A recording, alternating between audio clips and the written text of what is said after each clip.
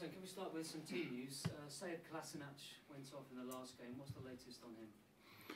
Well, today he was much better, and I think he'll have a test at the end of the week. He's not ruled out of Sunday's game yet, but of course he's not involved tomorrow. But it's not as bad as we could fear it at the start. There are question marks over Callum Chambers and David Ospina for tomorrow. What's the latest with them? Both of them are short. Ospina maybe will be available for Sunday, and Callum Chambers is back in full training, but not fit enough to play. And Welbeck Mustafi still after the break? Welbeck Mustafi after the break. You've settled into a kind of a rhythm where you have two teams across three competitions. Any reason to change those at all? Not really, because both of the teams do well, and even in training, when they play against each other, it's very tight, you know, and overall there can be one moving. But I've gone into a rotation policy, and I want to stick to that at the moment. And I must say I am pleased with the quality of our performances in every single competition. You've got Rob alongside you. How would you sum up his progress and his potential? Well, Rob, I rate him highly, and I think I've shown that in very big games. I feel that he's ahead of what is a normal central defender at his age, because in the top level now, you have not many central defenders who play before the age of 24, so he has already good experience behind him, and this kind of games tomorrow helps him to move forward very quickly. He had a little bit lack of confidence at the start of the season, 1 or 2 games, but I think he recovered quickly now and looks very confident again and ready. And Rob, just for you, how do you absorb those ups and downs as a young centre-half? Yeah, it's part of the game we're going to come across. He's not going to have a career that's just going to go straight up and to the top of what you want to be at. You're going to have ups and downs, and it's how we react to them. And with the staff around, they've been helpful, and we've cracked on in the gym and stuff and out on the pitch and getting your confidence back and then getting back to how you were playing and where you want to be going to. I think it's 17 years since you were in this competition when it was the UEFA Cup. Obviously it presents some challenges to you in terms of rotating your squad, but is it kind of helpful in a way because it allows you to rest senior players for games like this ahead of games like Manchester City and Tottenham, which you've got coming up? I don't know. It depends all on the results. You know, we know tomorrow and we know on Sunday, and it's 2 big games. First of all, focus in football. Focus always on the next one, because every game for Arsenal is a very important one, and we can qualify tomorrow. Do we win the game tomorrow, we qualify as top of a group. So for me, that is important, because after we can look a bit at the rest of the competition in quite a way. So tomorrow is a big game. We won the 3 games. We want to win game number 4 now. 3 leading players in your attack: Lacazette, Ozil, Sanchez. They've been gaining or showing promise in the last few games.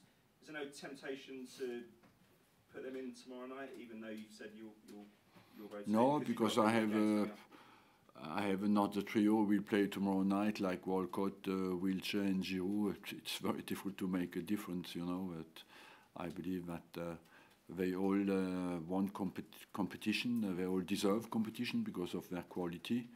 And if you look at the number of minutes played by all these players since the start of the season, many of them are in a very competitive shape, what should be an advantage for us for the rest of the season. You came from behind to win your last 3 games. I think it's 4 wins in a row now. Would it be fair to say that criticism by Troy Deeney maybe appealed to some of the pride among your players, and they thought, well, it maybe annoyed them?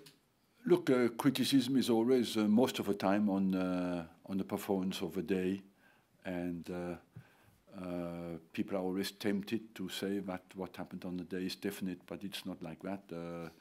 Life is about you, how you want to change things, and the way we responded in the last 3 games shows that we have needed strengths to respond to every situation we face in the game.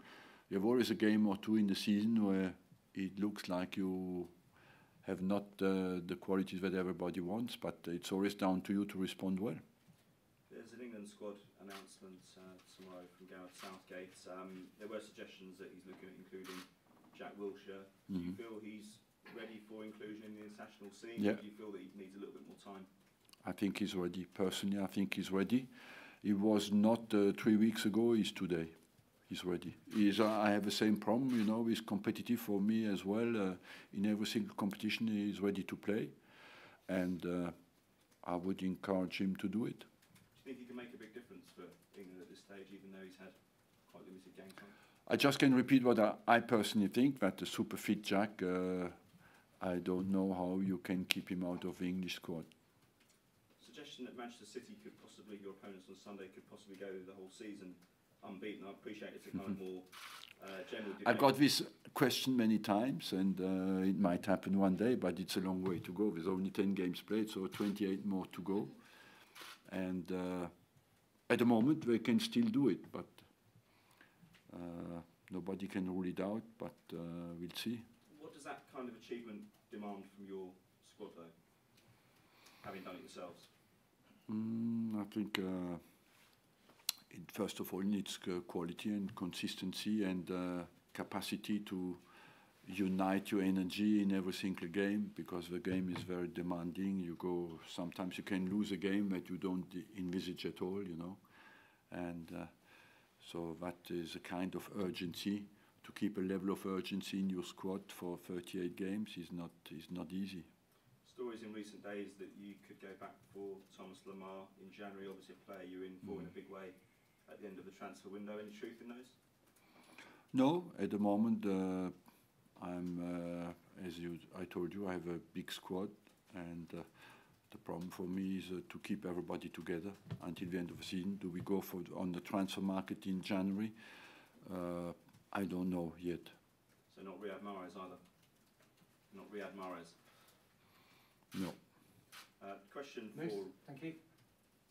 Just wanted a question for Rob, if that's all right. Yeah. Rob, what does it mean to be playing in Europe? It's not the Champions League, but it's still the Europa League. Yes. What does it mean to you as a young player? Yeah, it's still massive for me personally to be playing in Europe. To be playing at the top end of the Premier League is a big enough achievement, and then to get in Europe as well is something that I've always wanted to do, play in Europe. So to be doing that now, I'm really happy with that. Do the younger players in the squad feel that if you do play well in these games, that there is a pathway to the first team, particularly big games? Yeah, definitely. You can see with the team we've been playing in the cup competitions and in the Europa League, the likes of Reece Nelson and Ainsley Maitland-Niles and Joe Willock have come in and just hit the ground running in that team. And with 3 wins out of 3, they can push on to the next level. Arsenal started using a back three at the tail end of last season. Is it easy for a defender to flip from a 3 to a 4? It's something that with the talent we've got in the squad, it worked quite well to fit into that. With the centre halves we've got, along you have people like Per and Koscielny, experienced players who are going to help you with that. Arsene, you've gone a goal down in the last 3 games. Are you worried about your team making a slow start in matches? Not really, because I believe that when you play at home, many teams defend very well, play on counter-attack, you know, sometimes we forget a little bit the defensive urgency, but overall, no, I'm not really worried for slow starts. We had mixed, on that front it has been very mixed. We had some games where we had a slow start, like against Swansea, some games where we had a very quick start, so overall I'm not worried about that. And the competition has given you a chance to give young players a chance to get into the team, play in front of good atmosphere. Yes, I think it's honestly it's exceptional for them, because England has been world champion in the under-20, European champion under-19, world champion under-17. So that's the first time. That shows there's quality young players in England, and that means as well we have to give them a chance. But if you look, for example, at the team who has been world champion under-20 in the first 11, and you look, do they get this quality of games? You have to say no. So I think for our players, it's a huge opportunity and a huge chance to get this kind of competition. Rob, how different is the Europa League to playing in domestic cup competitions? I think with our last game against Red Star Belgrade, the atmosphere there and the crowd, there is a different feel to it, and the way that teams set up are different to the English Premier League, and it's interesting. It's just going to help me learn different occasions and how to deal with that. Talking of that, the Cologne game was a different occasion at the Emirates. I mean, for different reasons, but it was a great atmosphere. I mean, it was noisy. It was. Do you expect a similar thing tomorrow night? Because Red Star Belgrade fans aren't quiet. No, I'm sure they'll bring a big following, and it's how we play our normal game, and just put that to the side and concentrate on what we need to do. Arsene, just generally, I mean, how pleased have you been with the attitude of the players to this competition? Because they've taken it individually and collectively, haven't they? I personally believe that my biggest pleasant experience this season is how focused the whole squad is in every single game, and that's the first time in my life I see that, how united and focused the whole squad is, and I'm really honest when I say that, and you cannot say that any player in any competition has gone a little bit easy. The focus of the team has always been, of the squad has always been exceptional. What's been the key to that, do you think?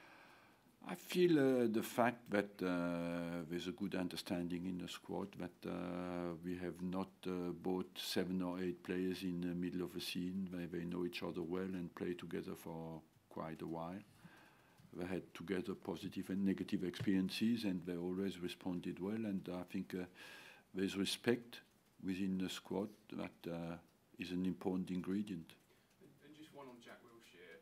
If he does get called up for England, does he need to be carefully managed by him? No, You think I manage him at the moment like every single player. do you think He's completely, since 3 weeks, he's completely treated like any other player.